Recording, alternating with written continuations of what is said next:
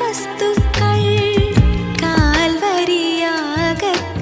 ചേർക്കേണമേ.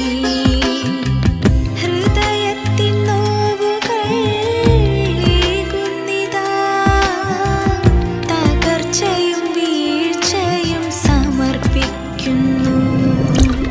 കാൽവരിയാകത്താൽ തിരുനിണബലിയായി മാനവ കന്മഷം തീർത്തവനേ.